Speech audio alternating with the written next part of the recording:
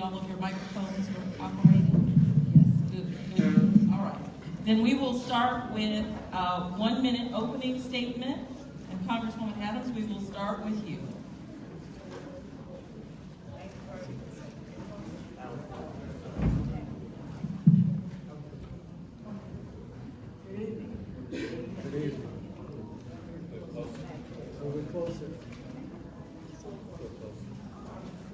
Good evening. Good evening. Let me just thank you, Friendship Baptist Church, Alpha Kappa Alpha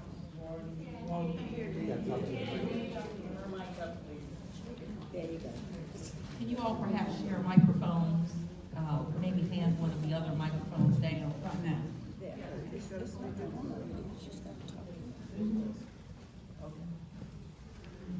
Time.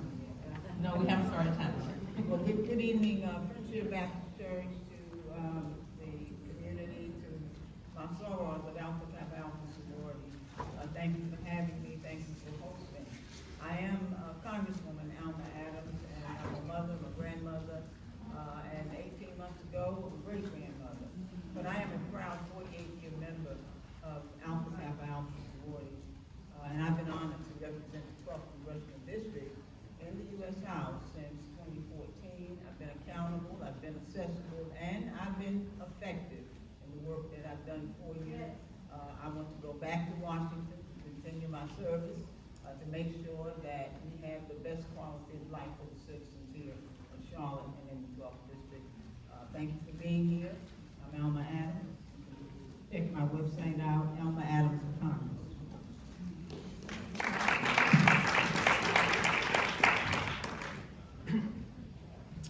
Everyone, my name is Jack Codiga. I'm running in the Republican primary against Addul to face Alma. I'm running for really all the same reasons every single one of these candidates has sat here, and why every single one of you are here is because our country has real problems. Just the fact that a house used to be no big deal and is, I think shows so much. But I'm here because I don't believe that the political conversation is right. I work in finance, and the biggest thing I've seen is that our dollar is not backed by anything. What that means is when you work, your wealth is not saved, and we can see that slowly over time. So if we're just going to have a larger welfare state and act like incentives don't matter, I could make a bill that says everyone gets $1 million tomorrow. That doesn't work. That's the same thing as healthcare for all. Incentives matter. All people have value. I'm running for a free and prosperous America for all. Vote Jack Codiga. Good evening, my beautiful black people. How y'all doing tonight? My name is Addul Ali, and let me just tell you, I believe in speaking straight. I was born to a 16-year-old teenage mother. My twin brother and I were her second and third child. She was addicted to heroin and cocaine back in those days. I stand here because there are people like the good Dr. Alma Adams and others who fought for me to have an opportunity to be here. I'm running as a Republican because I'm what you call a Frederick Douglass Republican. I believe in being self-sufficient, being self-reliable, and that we need the government out of our way. Finally, I think the most important thing that I can tell you all is that we may not agree on everything. You may not like the fact that I'm a Republican. You may not like the fact that we disagree, but that's the job of a congressperson, is to get with the people he doesn't see eye to eye with and make sure that when we're making the decision that impacts you, that carries weight. My name is Addul Ali, and I look forward to answering your questions tonight. Thank you. Our first audience question is, with thousands of North Carolinians losing health care due to this administration's Medicare cuts, do you support expanding Medicare or Medicaid? Congresswoman Adams, we'll start with you. I absolutely do. I grew up, I didn't have health care. I had a sick sister with sickle cell anemia, and we got our health care from the hospital. I've been fighting in the Congress for you so that we could extend the tax credit, simply because so many people in our district don't have health care, and the only opportunity they had was to take advantage of the tax credits. And the Senate's meeting on that right now. I may have to go back to Washington tomorrow. I just got off the plane about an hour and a half ago.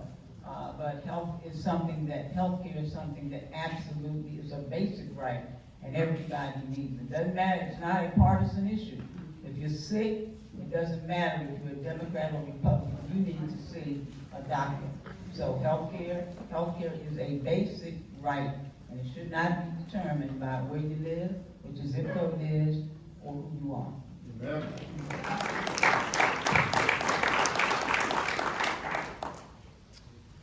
Well, it's sad that thousands of people lose health care, but health care is not a basic fundamental right because it takes someone to provide the services. Ladies and gentlemen, let's remain respectful, hear their opinions. What a right is saying that God gave us invaluable rights. Healthcare takes somebody to provide a service to you. And as much as we want to sit up here and say, yes, I'd expand that, and it's the most compassionate thing to do, well, if it worked, why hasn't it? One. Two, it doesn't, because humans are two things. One, every single one of us has inherent value. And two, every single one of us, if we don't want to admit it now, we're flawed. We're self-interested. And when we create these huge apparatuses that are so large, well, abuse happens, inefficiencies happen, and it creates a bureaucracy where people can't live freely or prosperously. So I agree with the problem and disagree with the solution. We have to make kind of rebuttal here or No. I think y'all want a rebuttal. Well, look, I am in favor of continuing the Medicaid cuts, but I think we also have to recognize that if you can work, and if you are in a position to take care of yourself, you should. I think we should preserve our tax dollars that we work for the people who actually need it the most, our seniors, those with mental health issues, those who can't take care of themselves. What I am not in favor of is giving a blank check to insurance companies that don't understand how to treat my kind of skin color when we get in that doctor's office. What I'm not in favor of is taking tens of thousands of dollars from the insurance companies and then propping them up to do what they want me to do when I get to Congress. So yes, we need to make sure we're taking care of the folks that need it the most, but we don't need to write blank checks to the insurance companies. All right, next question. How do you feel about the elimination of DEI programs, diversity, equity, and inclusion programs? Do you feel they should be reinstated? Congresswoman Addul. Well, first of all, let me just say DEI, diversity, equity, and inclusion. Diversity is a good thing. We live in a diverse country. Diversity is our strength. Inclusion, we should always want to make sure that everybody and every person is involved and engaged. And then equity. We need to make sure that we have equal playing fields. And we got to make sure that everyone has an opportunity, an equal opportunity. So I support diversity, equity, and inclusion. They never should have messed with it. And I tell you what, when we get the gavels back, we're going to fix it.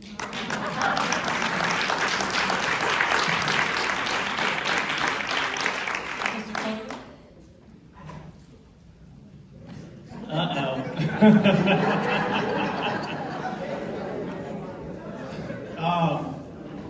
Here's the thing. Again, like, do we want equal justice for all? It's if you think that having federal programs, I believe that support is best localized. The federal government's supposed to set the rules for the game. The state has different responsibilities, and you have local, and you have families, you have churches, you have communities. That's where help happens. I mean, gosh, a country of 350 million people, if you think that 435 people, actually it's 535 including the Senate, can create the perfect world for things to work, that's not the case. That's not the role of the federal government. We should love each other and take care of each other, but to think that the government is the apparatus to do that is foolish. So I'm going to put this in a nutshell. I think we as a country and as a people have been through enough stuff. We need the playing field to be level. But what I also don't want to have happen is I don't want, like James Brown said, I don't want nobody to give me nothing. Just open the door and I'll go get it myself. I don't want my people cudgeled. I don't want my people given a crutch, because when you tell somebody they're less than consistently, when you tell somebody they're a victim consistently, that creates a self-perpetuating thing. So yes, I think we need to look for opportunities to ensure the playing field is level, but I don't think we need to do it with a baseball bat. I think we need to do it with a little more finesse.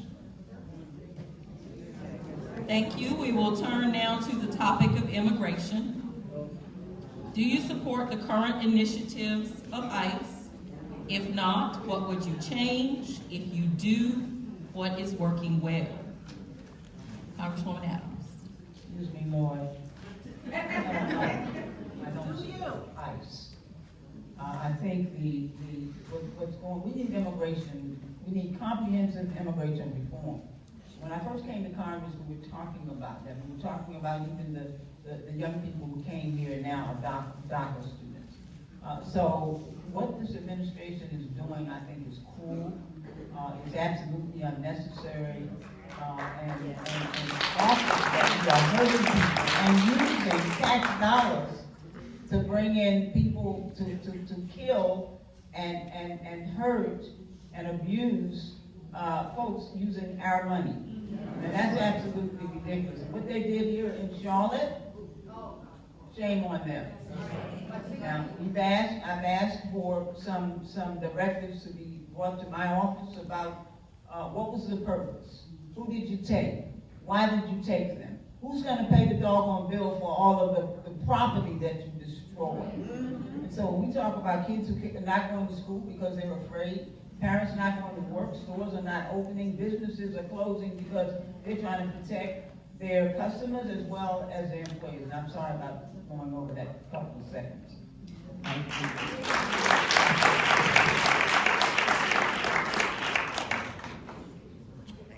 I think I can speak for most of us here, that we are so blessed to been born here. And I imagine most of us are citizens. And to not empathize with people, especially second generation that are born here, is tough.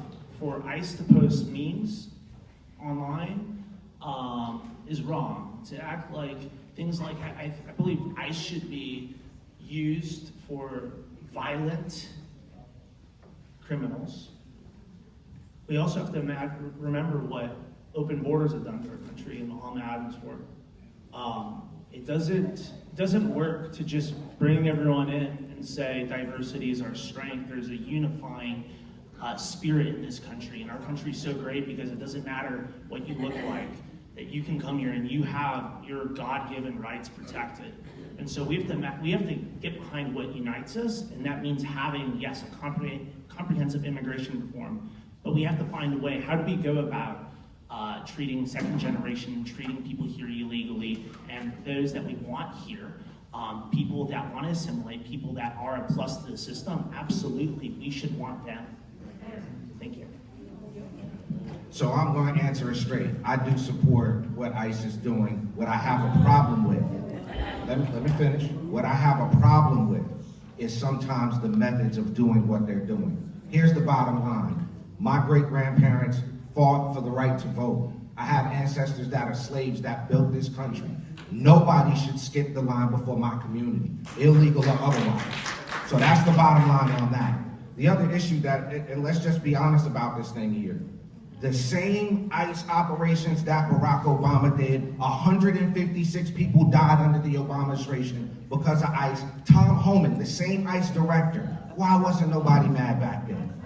I'll tell you what the problem is. I'll tell you, and I'm just, like I said, we can disagree, but the fact of the matter is, nobody should skip the line in this country. And you tell the victims of people who have been hit by cars by illegals, been raped by illegal aliens, who have been human trafficked, you tell those people's families that we don't want a secure border and to defend our country.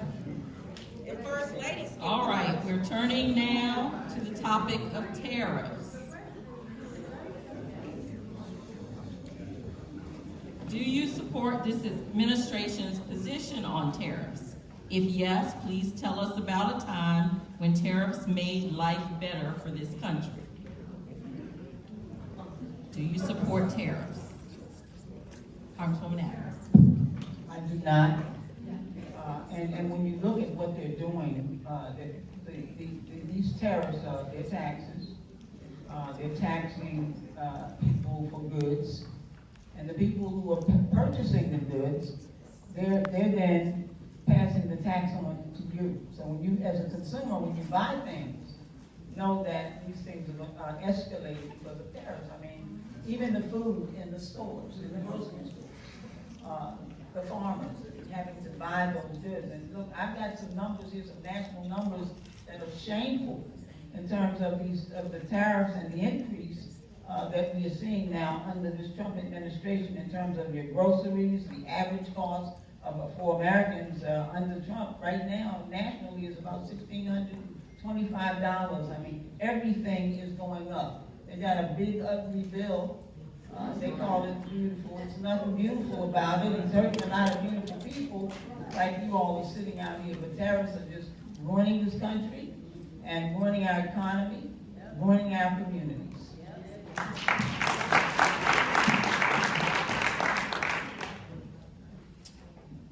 The question is tariffs, when did they come in support of them? When did they work? Yes.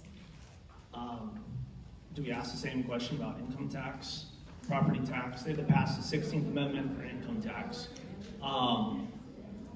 If you want to talk about taxes that are very regressive and go against freedom, those are two right there.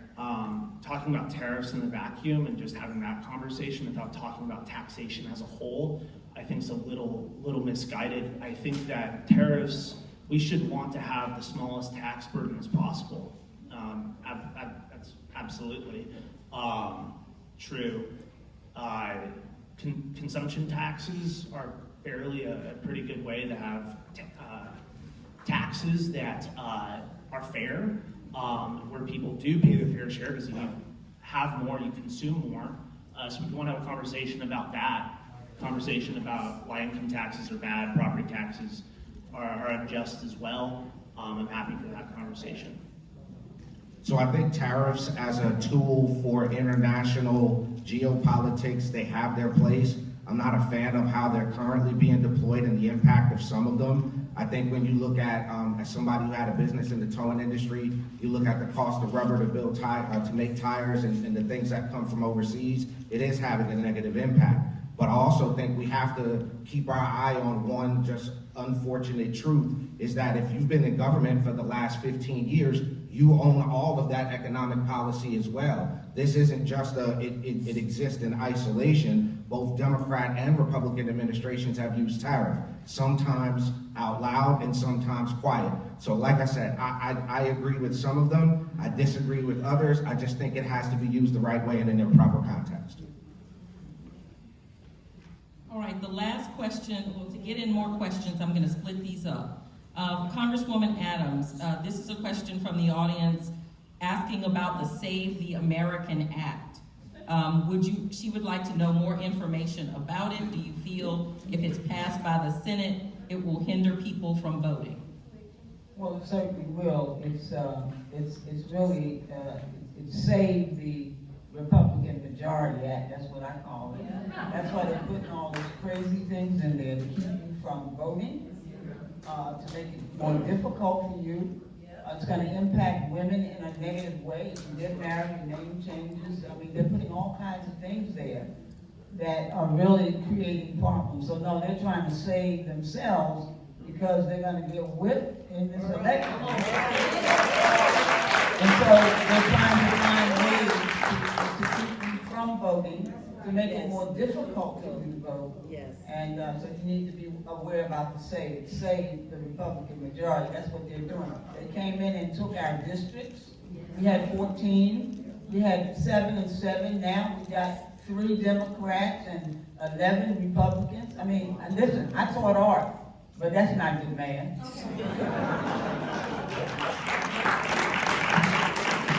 Well, this may be a different question for the Republican candidates. President Trump ran on the platform of releasing the Epstein files. Do you feel the release of the Epstein files? How do you feel about the release of the Epstein files? Not good. You care to expound? transparency, and then prosecution based on crimes is essential to having justice. I don't know if I have much more to add. Do you have questions? Thank you. Look, I am one of those rare breeds where I enjoy diving into details, and let me just say, this is a nonpartisan forum. You got some nasty people on both sides of the aisle doing some pretty nasty stuff, and we need to lock them all up. I don't care if they're Republican, Democrat, whatever. If you harming innocent children and young people, you need to go to jail. Here's the bottom line. Release it, unredacted, and if you're guilty, lock them up, period. All right, there you go. Thank you all again. That wraps up our Q&A, but now we will turn to closing statements, and we will start with Congresswoman Adams. Thank you. I think you're probably doing this alphabetically because I'm an AA. Thank you. Let me thank you all for being here, and I want to thank the sorority and the church and all the people who are here today. And let me just say, this is a consequential moment for our democracy and for Charlotte and for this nation. And so we need experienced leadership. That's what you have sitting right here. Somebody who not only knows the community, but somebody who has delivered for this community, billions of dollars for this community, legislative initiatives that we need for this community. Listen, you need a congresswoman with a record of delivering results for the people. I'm prepared to continue my work on your behalf. Some of you sitting out here, I know you have benefited from all of the things that we have tried to do for this community. I'm going to continue to do that. I'm going to be asking for your support. And let me just say, I'm going to continue my fight in D.C., stand up, speak up, and I'm going to cut up when I have to. Come down to Adams, I think this message, I need your vote on March 3rd.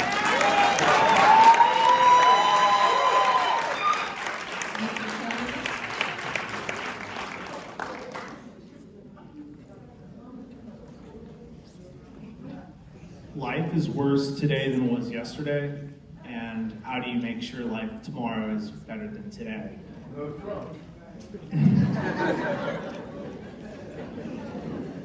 You gotta fix the money, and we have to have a conversation about what we want government to be.